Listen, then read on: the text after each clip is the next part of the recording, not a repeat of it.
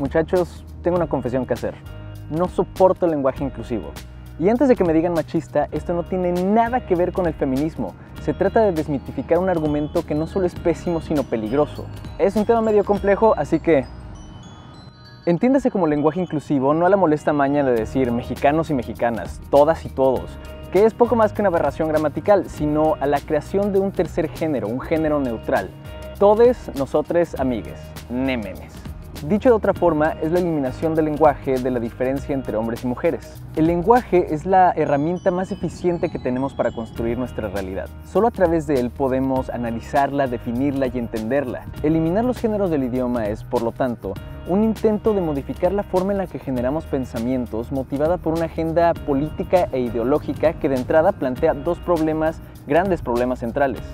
Primero, ¿a quién le vas a dar el poder de cambiar tu forma de pensar? La respuesta lógica es a nadie. Es mucho maldito poder para dárselo a quien sea. Nadie debería tener autoridad para meterse con tu cabeza de una forma tan esencial. La segunda cuestión es que eliminar las diferencias entre hombres y mujeres del lenguaje es un intento de eliminarlas en la realidad. El problema es que hombres y mujeres somos en muchos casos muy distintos. Tenemos diferencias biológicas, psicológicas, motivacionales. Al momento de volver a todo el mundo igual, se asume que todos tenemos los mismos gustos, necesidades y objetivos, lo cual no solo es falso, sino es muy riesgoso. Nadie quiere ser tratado igual, quieren ser tratados de forma justa, con respeto absoluto a lo que nos hace ser nosotros. Necesitamos nuestras diferencias. Queremos las mismas oportunidades, no ser obligados a tomar las mismas decisiones. En el momento en el que todos somos idénticos, adiós a la individualidad. Se acabó la autodeterminación. Si quieres llevar el argumento un poco más allá, al control del discurso con fines ideológicos y la homogenización de la gente, agrega un poquito de propaganda y el siglo XX te va a dar un montón de razones por las que eso es muy mala idea. El mismo George Orwell tiene una explicación muy elocuente. Creo que hasta los Padrinos Mágicos tienen un capítulo al respecto. La eliminación de los géneros ya se está intentando hacer realidad. En Estados Unidos, un pequeño grupo de padres progresistas están criando babies, niños que desde que nacen son criados como neutrales de género para que a los 4, por alguna razón a los 4, ellos puedan decidir si son niños o niñas.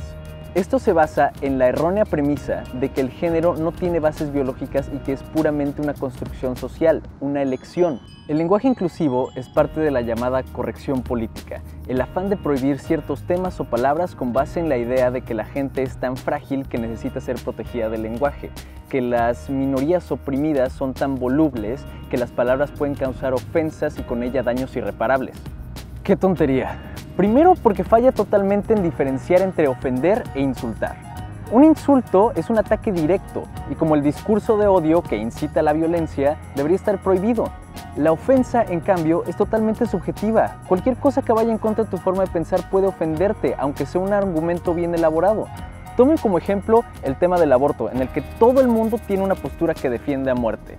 Al meterte en una discusión en la que los puntos son tan encontrados, las posibilidades de no ofender al otro son cero. Pero es necesario exponerse a eso y es necesario exponerse a los argumentos contrarios para entonces poder mejorar los tuyos, analizar el problema para poder llegar al fondo y entonces encontrarle una solución real. No expresar opiniones o argumentos por miedo a ofender es crear tabúes para pretender que un problema no existe.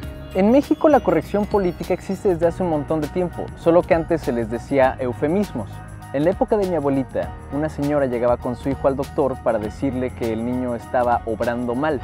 Entonces, por miedo a la palabra cagar y a la descripción gráfica del excremento en su consistencia, en su color, le daba al doctor una explicación que le servía de un carajo. En ese momento, la señora, por miedo a crear incomodidad con una palabra, se está arriesgando a un mal diagnóstico, a la complicación de la enfermedad, posiblemente a la muerte de su hijo. Está sacrificando la búsqueda de la verdad con tal de no ofender. La libertad de expresión es fundamental para encontrar verdad. Y esa libertad es la que está en riesgo ante un movimiento ideológico que puede tener razones válidas, pero cuyos métodos son al menos fallidos. Eliminar las diferencias de género no es una solución, es una tapadera. En una conversación entre el comediante inglés Russell Brand y el psicólogo canadiense Jordan Peterson, se llegó a la conclusión más elocuente que he escuchado del tema. Para lograr equidad verdadera, no es una ruta efectiva la eliminación de las categorías. Solo se resolverá el problema en el momento en el que podamos reconocer nuestras diferencias sin asumir inferioridad. Habiendo dicho todo esto, y por el mismo respeto a la libertad de expresión, cada quien tiene derecho de hablar como quiera. Nada más no se les vaya a ocurrir obligarnos a los demás a seguirles la corriente.